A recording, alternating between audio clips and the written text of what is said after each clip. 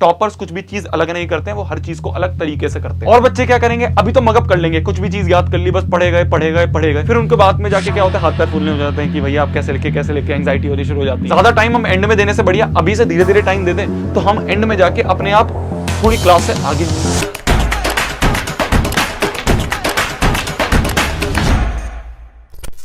This is शोभित निर्माण और आज की इस वीडियो में हम बात करने वाले हैं कुछ महत्वपूर्ण पॉइंट्स के बारे में, जो कि आप जो लक्ष्य लेके बैठे हो ना कि मैं 10वीं में इतना स्कोर करूंगा या मैं 10वीं में इतना स्कोर करूंगी, उस लक्ष्य को पाने के लिए आपको सहयोग करेंगे। आपसे जो सीनियर बैच था ना, जो इस समय 11th में आ चुके हैं, वो मेरे से पढ़े थे, उनसे भी सीनियर बैच पढ़ा था और उन सभी ने फोड़ दिया है। आपके सीनियर बैच ने तो बहुत तगड़ा फोड़ा है, उन सभी के बहुत तगड़े तगड़े नंबर आए हैं और मैं भी आपसे ये एक्सपेक्ट करूंगा कि आप फोड़ोगे। टेंशन बिल्कुल नहीं लेनी है, मैं आप सभी के साथ खड़ा हूं। जो जो चीजें आपको प्रोवाइड करनी है, बैकएंड में बहुत सारी चीजें आपके लिए बनाई जा रही हैं, कुछ प्यारी चीजें मैं आप सभी के लिए बना रहा हूं, वो आपको धीरे धीरे चैनल पे मिलनी शुरू हो जाएंगी। तो इसलिए बस एक गुजारिश रहेगी कि ये जो लाल बटन है इसको दबा के जो घंटी है उसको ऑल पे कर देना। बहुत सारी चीजें आने वाली हैं, आप जब देखोगे ना आपके होश उड़ जाएंगे, मैं इस बात की गारंटी देता हूं। पॉइंट ये है, जितने भी सीनियर्स थे आपके, उन सभी ने बहुत अच्छा फोड़ा है। उन सभी के साथ मेरी एक मीटिंग हुई है, जितने भी बच्चे थे 97%, 98%, 99% वाले, 99.8% वाले, उन सभी के साथ मेरी एक मीटिंग हुई। एक बार मैं बैठा उनके साथ ये जानने के लिए कि यार मैंने चीजें बताई वो ठीक है, उसके अलावा क्या उन्होंने कोई और चीजें करी थी, क्या क्या चीजें उन्होंने और नहीं अपनाई थी जिससे वो इतना तगड़ा स्कोर लेके आए हैं। वही सारे पॉइंट्स मैं आज भी इस वीडियो में आप सभी के साथ डिस्कस करने आया हूं। तो अपनी सीट की पेटी बांध के ना आराम से बैठ जाओ, जो जो पॉइंट यहां पे बता रहा हूं उनको ध्यान से सुनो, इसको इंप्लीमेंट करने की कोशिश करो, क्योंकि खाली सुनने से नहीं होने वाला। आप सभी ने इस चीज को रियलाइज कर लिया होगा कि भैया हम ज्ञान तो बहुत ले लेते हैं, पर उसको हमारे ऊपर फर्क नहीं पड़ता। फर्क इसलिए नहीं पड़ता क्योंकि हम सिर्फ सुन लेते हैं और उसको इंप्लीमेंट नहीं करते। कोशिश करना जो चीजें यहां पे बताई जा रही हैं उसको अभी इसी वक्त वीडियो के बाद आप इंप्लीमेंट कर लो अपनी लाइफ में। जितना स्कोर सोच रहे हो ना, 10वीं तो बहुत छोटी चीज है यार, आगे 11वीं 12वीं एक बहुत बड़ा पहाड़ है, उसके बाद एक कॉम्पिटिटिव एग्जाम होता है जो और बड़ा पहाड़ है, उसको भी आराम से फोड़ दोगे। कि अगर अभी ये वाला जो बेसिक है ये क्लियर रहेगा तो। क्या मेरी बात समझ में आ रही है? एक चीज और कि आपके 15 तारीख से एग्जाम आ रहे हैं, मेरे को पता है, ठीक है। बच्चे कमेंट कर रहे थे कि भैया 15 तारीख से एग्जाम आ रहे हैं, आपको याद नहीं है। मेरे को पूरे को याद है। अगर आप चाहते हो कि एक प्रॉपर शेड्यूल, एक प्रॉपर, आप ये मान सकते हो एक रोड मैप बना दूं मैं कि अभी से 15 तारीख तक क्या क्या चीजें आपको फॉलो करनी है, तो आप नीचे कमेंट कर देना, बिल्कुल आ जाएगा। हर एक पॉइंट पे मैं आपके साथ खड़ा हूं। आपसे ये शर्त रहेगी कि जो जो चीज बता रहा हूं उसको बात मान के आप फॉलो कर लो। जितने टॉपर के इंटरव्यू देखते हो ना आप चैनल पे, अगले टॉपर आप होगे, ठीक है। ध्यान से हर एक चीज सुनते रहना। सबसे पहली चीज, भैया टाइम मैनेजमेंट नहीं हो पा रहा, बहुत बच्चों का डाउट आ रहा है, ठीक है। अभी आपका जो सीनियर बैच था उनके लिए एक वीडियो बनाई थी, जो 11वीं में आ चुके हैं, उनको भी मैंने ये चीज बताई, आपको भी मैं चीज बताना चाह रहा हूँ। उनके लिए तो भाई ऐसे जेई नीट ऐसे बड़ी बड़ी चीजें भी थी अभी साथ में। आपके लिए अभी सिर्फ 10वीं का एक बोर्ड है, उसके लिए टाइम कैसे मैनेज करना है उसके बारे में डिस्कस करते हैं। भैया हमारे तो सबसे पहले सुबह सुबह स्कूल हो जाता है, स्कूल भी अपने 7-8 घंटे चले जाते हैं। स्कूल के बाद हम आते हैं, 1-2 घंटे आराम करते हैं, फिर उसके बाद हमारी कोचिंग शुरू हो जाती है। कोचिंग शुरू करने के बाद हम घर पे आते हैं, फिर स्कूल का होमवर्क होता है, कोचिंग का होमवर्क होता है, कोचिंग के आपके क्या कहते हैं जितनी और आपको मॉड्यूल वगैरह मिली होती है वो करनी होती है। सेल्फ स्टडी का तो भैया टाइम ही नहीं मिल पाता, कैसे करें? क्या ये चीजें दिमाग में आ रही हैं?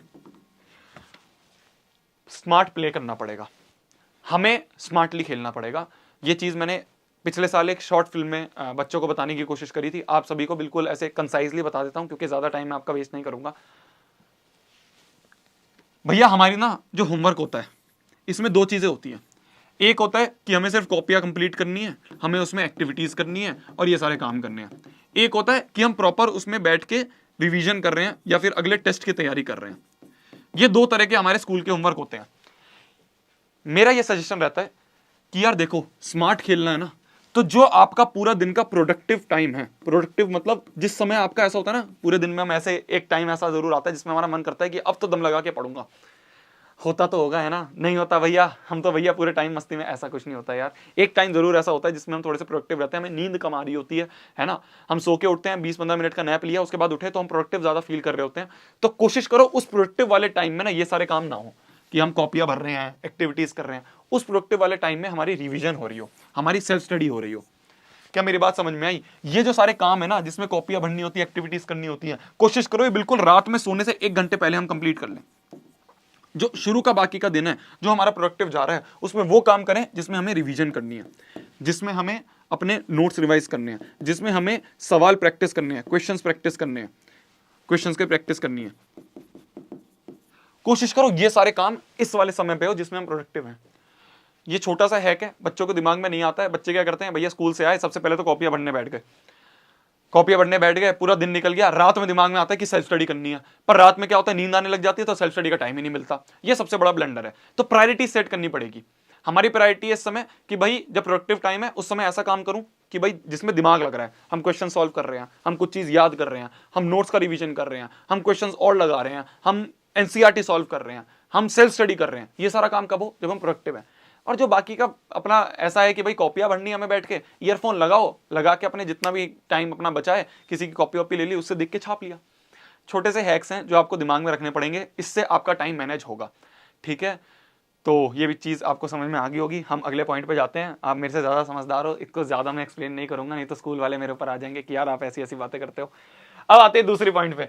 दूसरी पॉइंट ये है कि जितने भी बच्चों से मेरी बात हुई ना, उन्होंने एक पॉइंट बोला कि भैया जब एग्जाम का टाइम आता है ना, उस समय हम सोचते हैं कि पेपर में कैसे लिख के आना है जिससे कि अच्छे नंबर आए, प्रेजेंटेशन कैसी होनी चाहिए।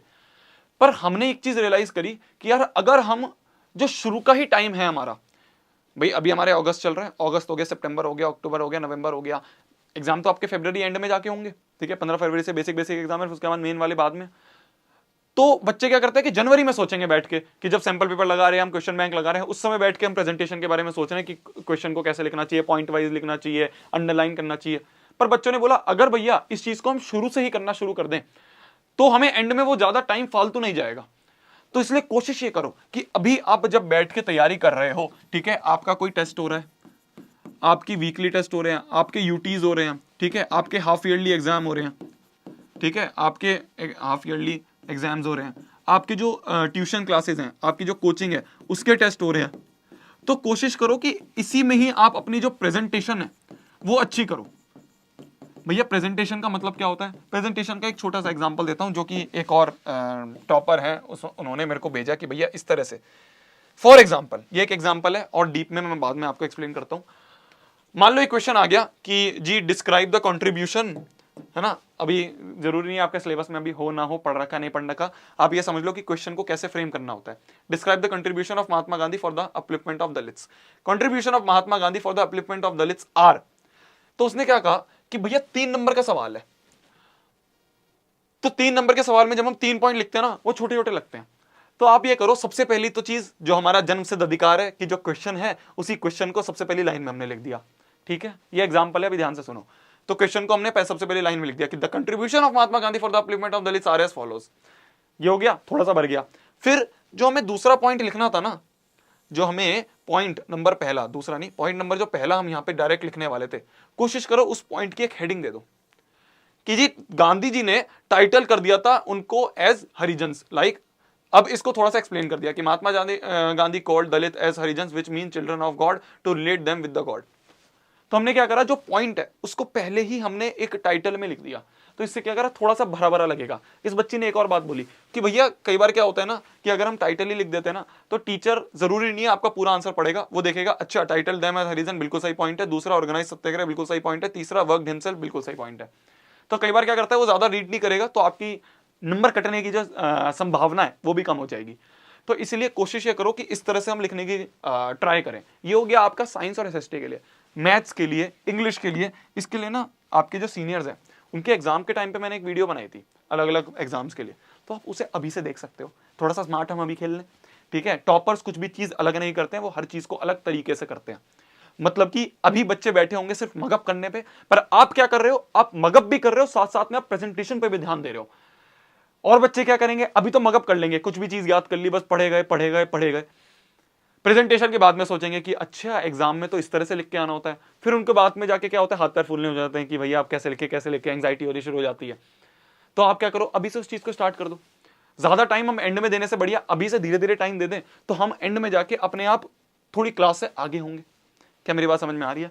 तो हमने क्या करा, जैसे मैथ्स की प्रेजेंटेशन एक वीडियो मैंने बनाई थी बच्चों के लिए, साइंस की प्रेजेंटेशन वीडियो बनाई थी, एसएसटी की प्रेजेंटेशन वीडियो बनाई थी, है ना, आपकी इंग्लिश की प्रेजेंटेशन वीडियो बनाई थी। ये सारी आप अभी से देखना शुरू कर दो।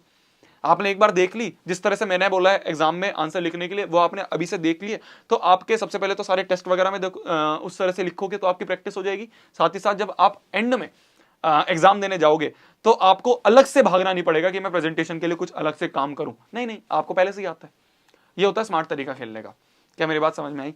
ये हमने दूसरा पॉइंट आप सभी के साथ डिस्कस कर लिया, ठीक है, ये एक एग्जाम्पल था, ऐसे ही बहुत सारे एग्जाम्पल हैं जो आपको उन वीडियोस में दिख जाएंगे, तो थोड़ा सा टाइम दो।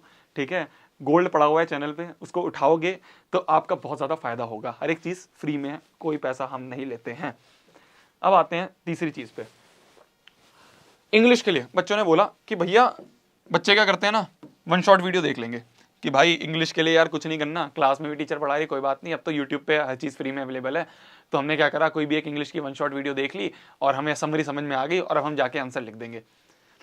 पास होने के लिए तो ठीक है, पर अच्छे नंबर लाने के लिए ज़्यादा सफिशिएंट नहीं है।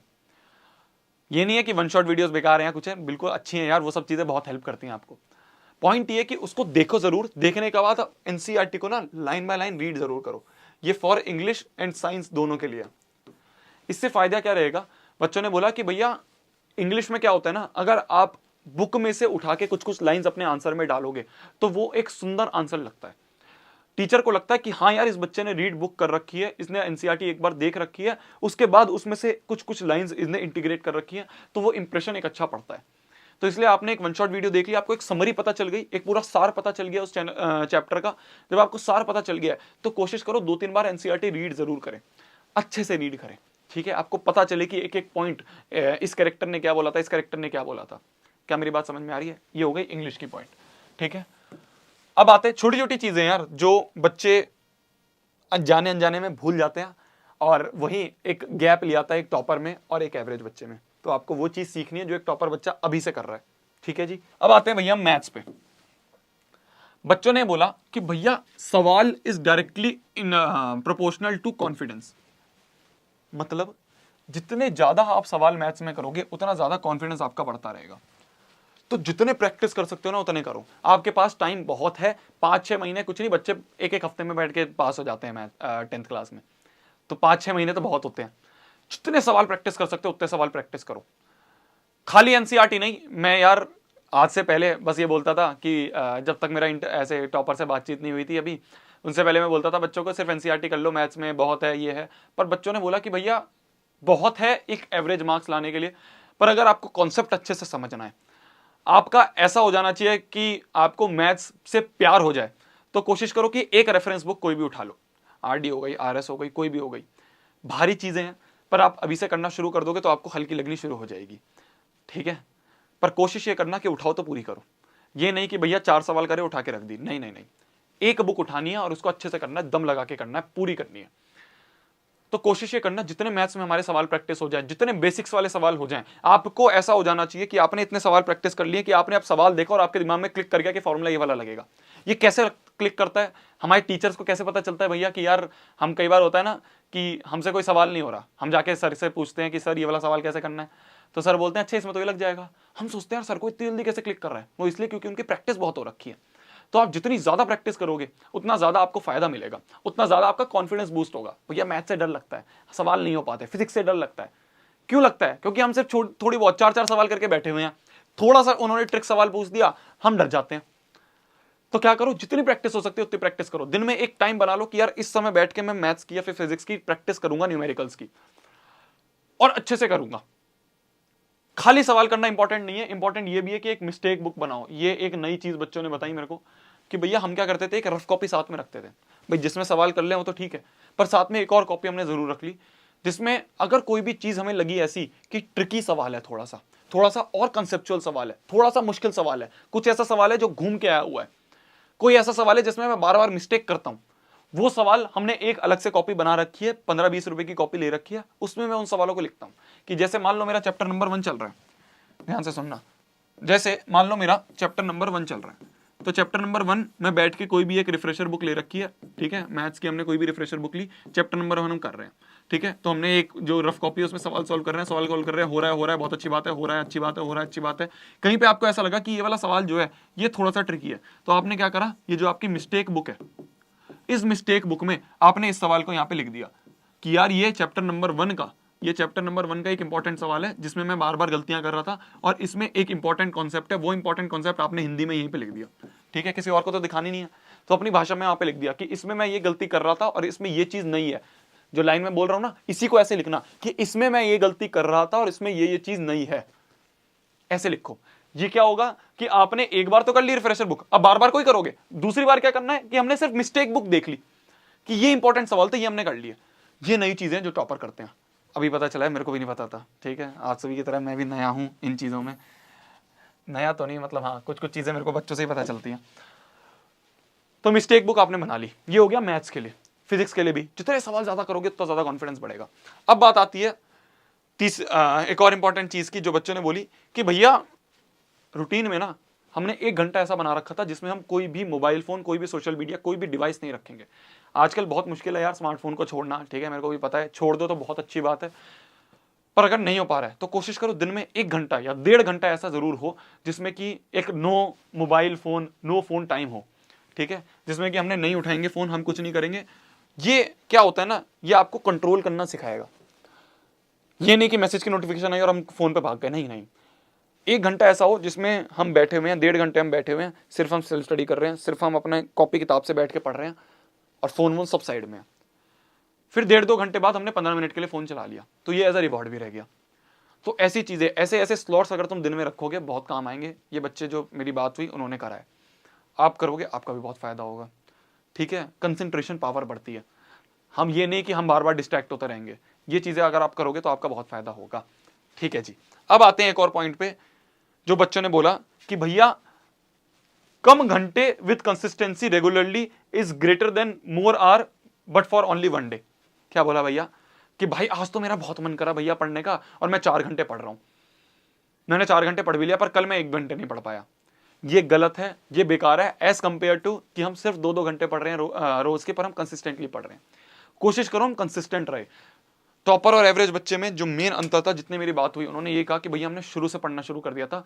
ऐसा नहीं है कि हम आखिरी में जाके सोच रहे थे कि अब मैं 12 घंटे पढ़ूंगा, वो बहुत हेक्टिक रहता है और उससे हम इतना तगड़ा अचीव नहीं कर पाते जितना अभी हमने अचीव कर लिया है।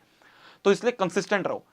रोज के 2 घंटे कंसिस्टेंटली पढ़ना, ये ज्यादा, it is much better than कि हम आखिरी में जाके 12-12 घंटे पढ़ रहे हैं। वो हेक्टिक रहता है, उसमें सारा सिलेबस अच्छे से नहीं हो पाता, उसमें हम डरे भी रहते हैं कि यार हो पाएगा नहीं हो पाएगा। रोज 2-2 घंटे पढ़ लिए, रोज 3-3 घंटे पढ़ लिए, बस इतना बहुत है। ठीक है, मजे भी करने हैं। 10वीं आ चुकी है, 10वीं एक ऐसी क्लास है, पिछली वीडियो में भी बोला था, जिसमें आप जितने ज्यादा मजे करोगे उतनी ज्यादा मेमोरीज बनेंगी। तो जितनी मेमोरीज हम बना सकते हैं 10वीं में बनाएं, उसके बाद तो हमें कहीं कहीं जाना ही है, भाग दौड़ वाली दुनिया में हम चल देंगे। तो इसलिए रोज के थोड़े थोड़े कंसिस्टेंटली हम पढ़ रहे हैं और आखिरी में जाके हम एक अच्छा स्कोर लेके आ जाएंगे। ये कुछ पॉइंट्स थे जो मेरे दिमाग में आए, जो मेरे को बच्चों ने बताए थे। और कुछ मैं रेगुलरली मीटिंग करूंगा यार, जितने भी टॉपर्स हैं, ठीक है, आप सभी के लिए, और उनसे जो जो इनपुट आएंगे वो मैं आप सभी के साथ यहाँ पे शेयर करूंगा। आपसे बस ये गुजारिश रहेगी कि आप मेरे साथ बने रहो, आखिरी में जाके हम सब मिलकर फोड़ देंगे, इस बात की मैं गारंटी देता हूं। मैं आपका साथ कभी नहीं छोड़ूंगा, ये फैक्ट है। पिछले 3 साल हो चुके हैं अपने को, ठीक है, 2.5-3 साल हो चुके हैं चैनल पे, और बच्चों ने बहुत अच्छा फोड़ा है, आप भी बहुत अच्छा फोड़ोगे। तब तक के लिए वही पढ़ना है, फोड़ना है, कहर मचा देना है और आग लगा देनी है। Bye bye, take care, best of luck. चलो जाओ पढ़ लो, बाय बाय बाय, पढ़ लो बाय।